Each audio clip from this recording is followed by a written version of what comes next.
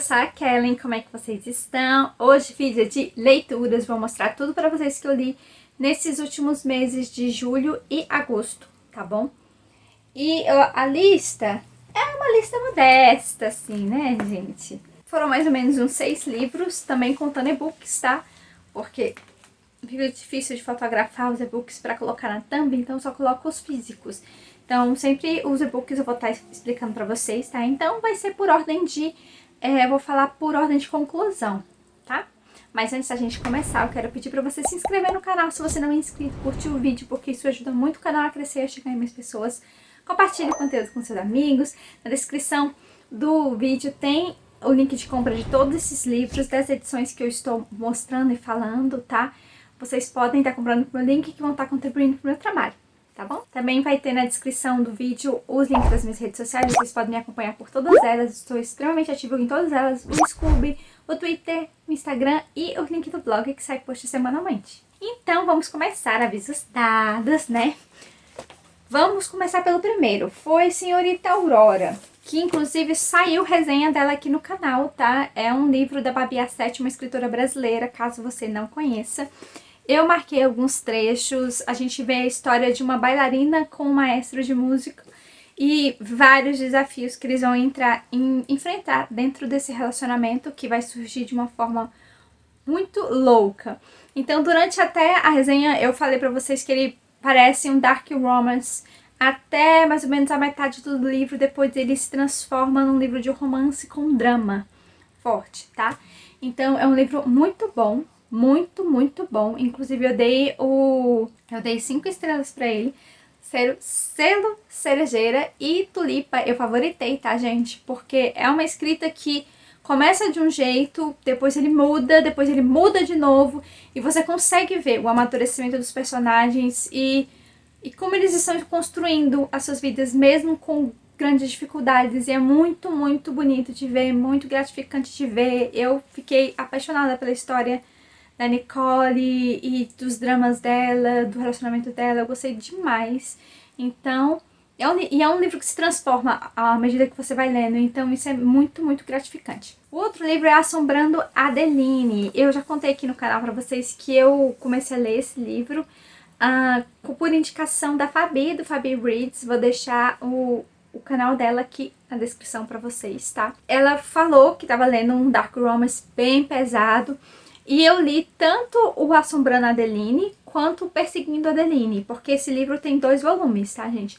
E no Assombrando, ela é literalmente assombrada por um stalker, né? Por assim dizer.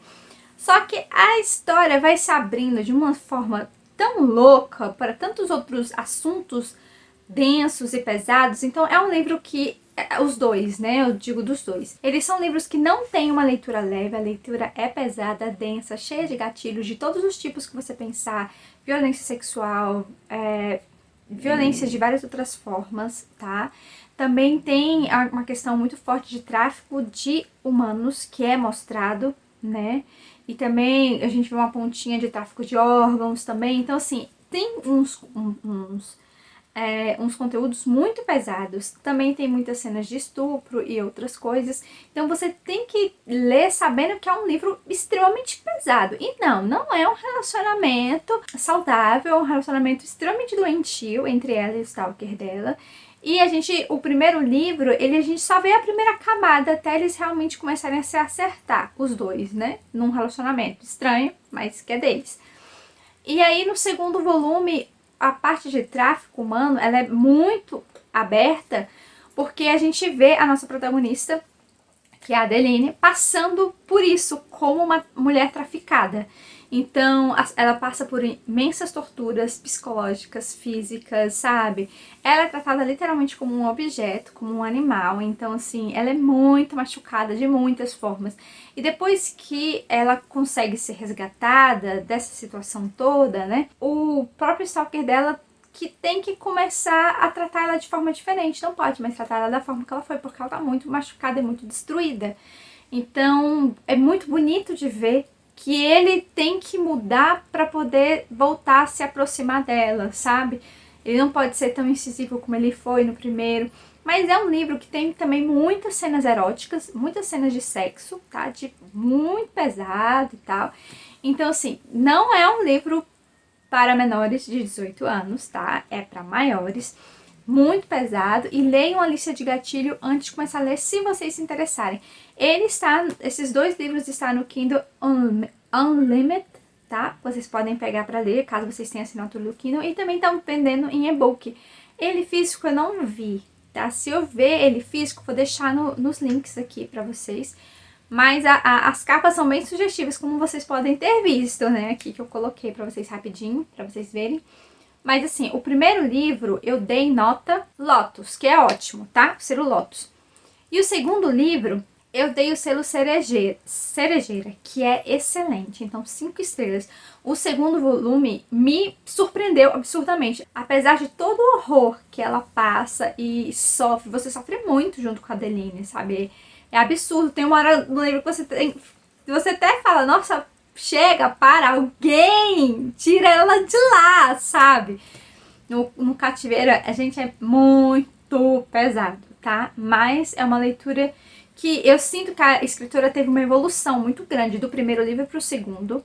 Apesar do segundo ter alguns errinhos de revisão, de português, mas sim, é irrelevante para você.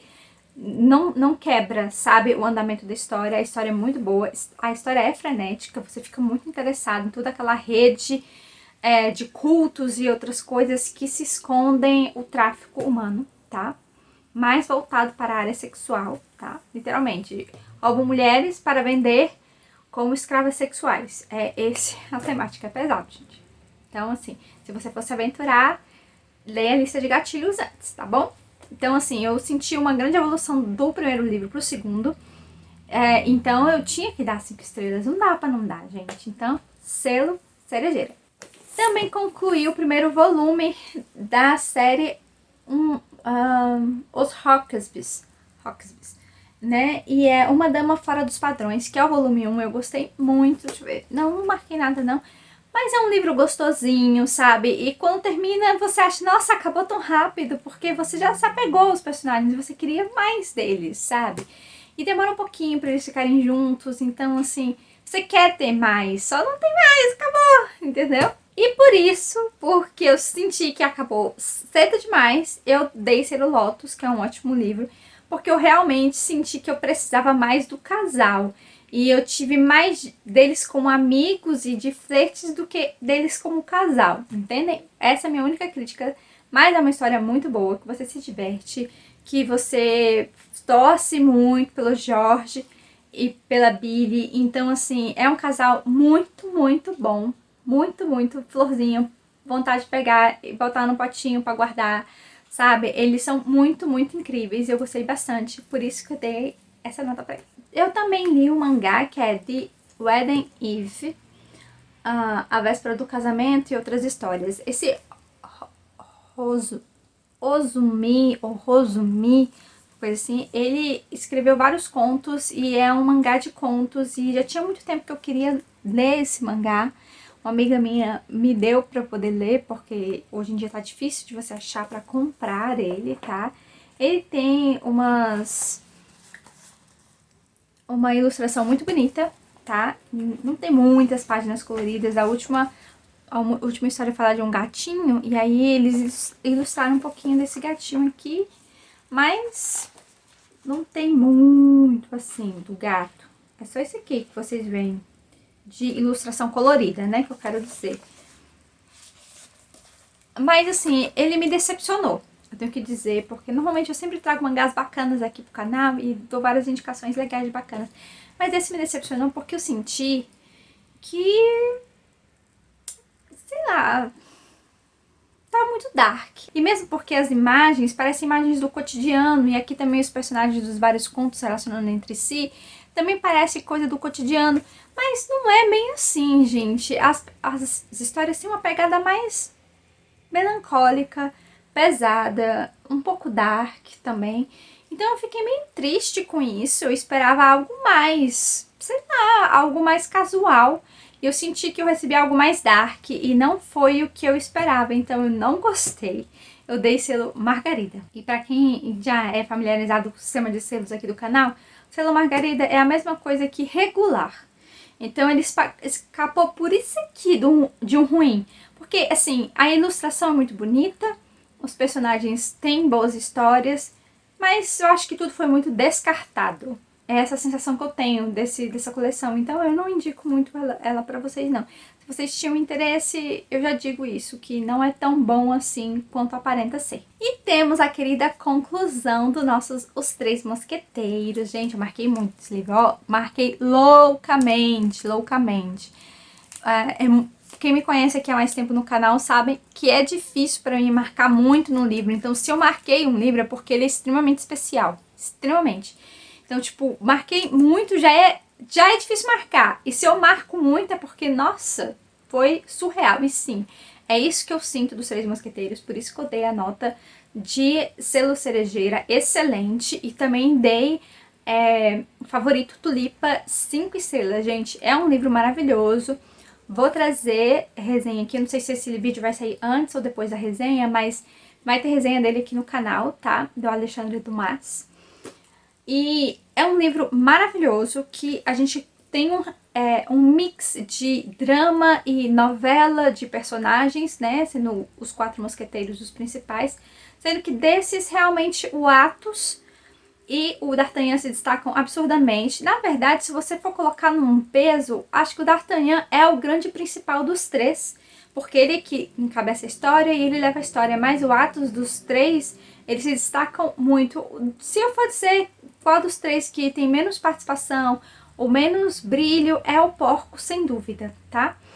Mas é uma história que é muito interessante porque ela é encaixada uma na outra, sabe? Os ganchos das histórias. Uma não termina sem dar um gancho para outra e aí vai continuando. Então é um livro comprido, muita coisa acontece. Nós temos alguns personagens maus, tops maus, que é o Cardeal. Mas o Cardeal, depois que a gente lê até a metade do livro, a gente já tem uma nova visão dele. Não é que ele é mal porque ele quer ser mal, mas ele tem os seus próprios interesses e ele vai agir em prol deles até o fim. É isso. Agora, a Milady, que é uma personagem que aparece desde o início aqui no livro, ela é uma mulher extremamente má, extremamente vingativa e cruel. Então, ela faz um reboliço na vida do D'Artagnan, sabe, total. E quanto mais ele tenta consertar as coisas, ou às vezes ele tenta até se vingar dela, o negócio azeda num nível assim absurdo, porque essa mulher tem poder. E essa mulher tem contatos, tem influência, ela sabe como fazer as coisas, ela é extremamente bonita, extremamente sensual, ela usa muito a sensualidade dela para poder conseguir tudo o que ela quer. E todas as vinganças dela, ela realiza. Então essa mulher é de outro mundo, gente. É uma vilã, assim, épica. É uma das melhores vilãs que eu já li, sabe? Num contexto de realidade normal. Não estou falando dessas vilãs dos livros de fantasias que a gente vê, mas é uma vilã real, sabe? Ela não tem remorso. Ela quer o que ela quer e tudo. Tem até uma cena do espelho que tem um momento que ela fica enclausurada, ela olha pro espelho e fala: ah, eu ainda estou bonita. Ainda há esperança. Gente, é umas coisas assim que... Entendem? Mas é um livro incrível, incrível. E a gente tem um contexto histórico muito forte dos Três Mosqueteiros, daquela época, do Luís, né, o rei da França, do Luís XIII. Isso, que é o pai do XIV. O Luís XIII, que é casado com Ana da Áustria. E a rainha e todas as questões que envolvem a rainha mexe muito com os mosqueteiros, principalmente D'Artagnan. E, gente... é um livro incrível, muita história, ele é muito grande, é muito difícil falar de tudo dele, mas ele é extremamente bem escrito, extremamente bem contextualizado. Há marcos históricos que são usados na história, como o Cerco de La Rochelle, que acontece aqui, que é uma guerra que dura alguns anos, da França contra a Inglaterra e, obviamente, de católicos contra protestantes. Então é muito, muito tenso alguns pontos aqui em relação a essas coisas, mas... a gente não chega a ter tantos detalhes de guerra. É mais do que ela tá acontecendo e dos soldados esperando pra agir e tal. É mais focado no que tá acontecendo fora, que afeta diretamente a existência da guerra, sabe? Então a gente tem um tratamento político muito bom aqui. Gente, é um livro incrível. Na resenha eu vou falar muitas coisas bacanas do livro, eu espero que vocês possam assistir a resenha também. E se você nunca leu, eu super indico, tá bom? Então, essas foram as minhas leituras dos meses de agosto e de julho. Espero que vocês tenham gostado. Me contem qual dos livros te chamou mais atenção, tá bom? Eu quero saber. Se você já leu algum deles, o que você achou, tá? Tchau e até o próximo vídeo.